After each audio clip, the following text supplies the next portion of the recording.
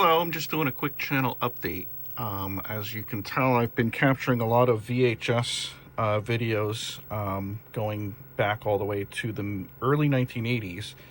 I just acquired this VCR to play the low speed stuff, and this one actually has an HDMI output on it.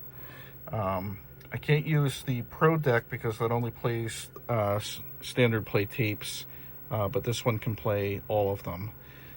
So I've been using this one to capture the new ones, but I discovered something in the wild I wanted to share here on a videotape from started in 1987, and the later content also had it from around 1984.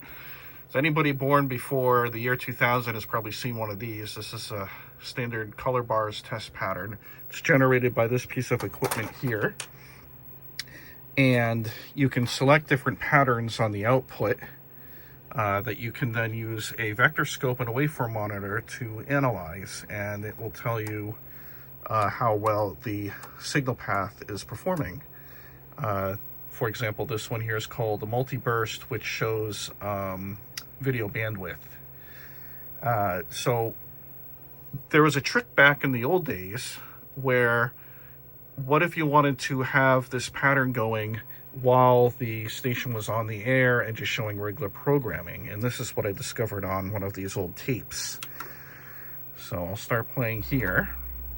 This tape is from channel 61 in Hartford, Connecticut, WTIC.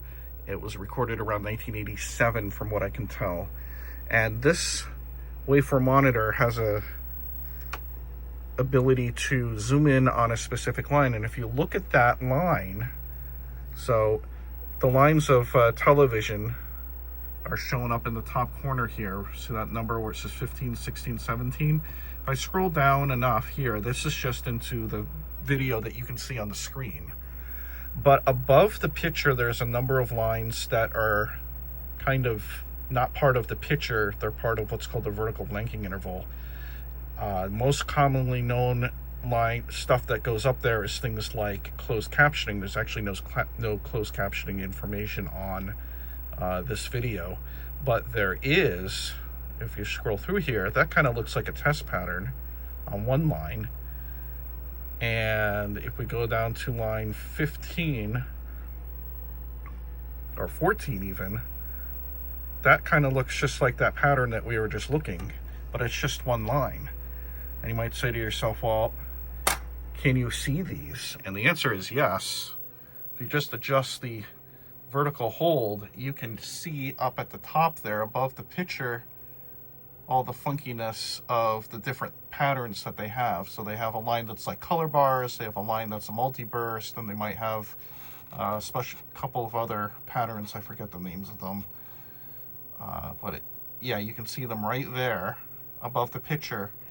And that way, the engineer at the transmitter can use a receiver and then see how the video bandwidth, the color bars, and everything looks.